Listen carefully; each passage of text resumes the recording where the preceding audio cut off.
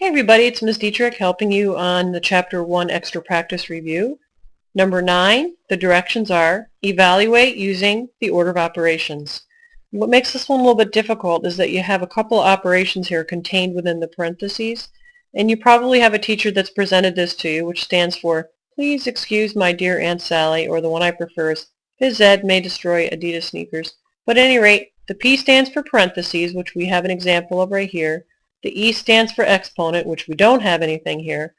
M and D is multiply and divide. You do that, whatever comes first from left to right. And then A and S stands for add and subtract. And again, whatever comes first from left to right.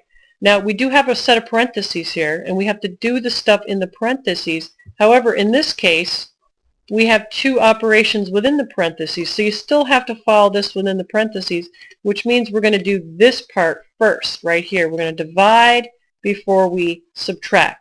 Now I set that up for us on the bottom here already. We're going to do this divided by this, so you have to know which number goes on the inside of the box if you can't do that mentally, which would be the 1200ths, and we're dividing that again by 3/10. Now whenever you have a decimal divisor, it's necessary to clear the decimal by multiplying it by 10.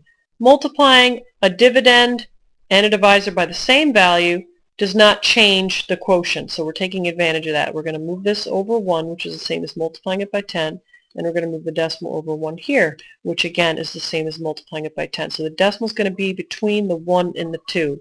Now 3 goes into that 4 times, and it does work out evenly, but what we have to be careful of is that's equal to 4/10. So let's put the 4/10, because the next step, this divided by this was 4/10.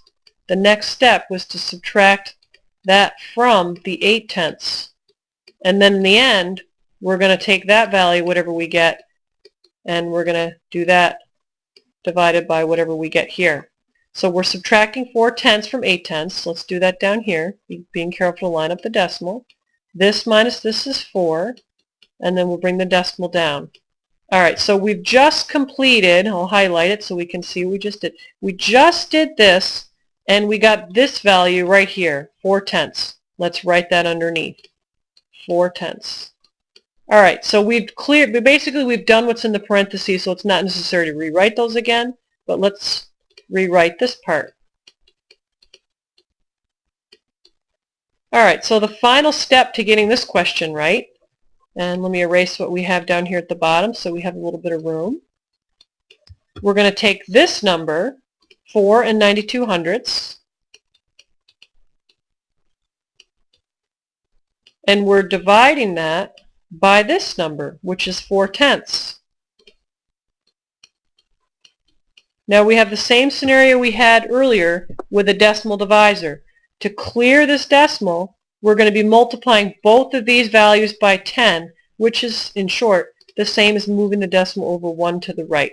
So we're going to move 1 to the right here, we're going to move this 1 to the right, which means the decimal is going to go right here in our quotient. We have to be careful. In fact, I'm not even sure if I'm happy how close. I think if I were to rewrite this, I would space these two digits a little bit farther apart. So if you do the same on a piece of paper, I'm going to suggest that you do that. All right, so now we're going to go ahead and finish this up. 4 goes into 4 once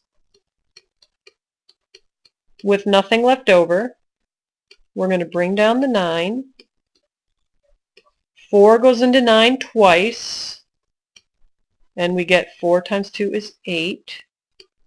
We're going to subtract and get the 1 left over, and then we're going to bring down this 2, and fortunately it's going to work out evenly because 4 does go into 12 3 times, and it works out evenly. So to wrap it up, we're getting, and I don't have room to finish, well maybe I do, make more room.